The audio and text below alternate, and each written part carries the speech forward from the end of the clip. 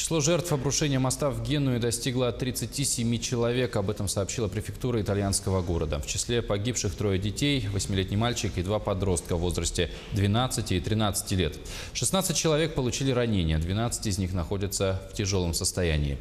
Эти кадры мы получаем в режиме реального времени. Напомним, 200-метровый пролет моста, по которому проходила скоростная автомагистраль, обрушился накануне днем. В момент катастрофы на обрушившемся участке моста находилось предположительно 30 легковых автомобилей и 3 грузовика.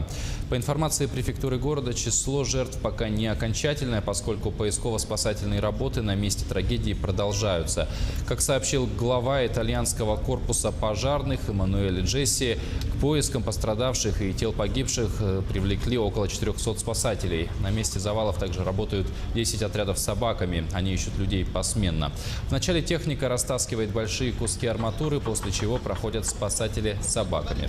Напомним, что в Генуе объявили двухдневный траур. Президент России Владимир Путин направил президенту Италии Серджио Маттерелли телеграмму с глубокими соболезнованиями в связи с трагическими последствиями обрушения моста.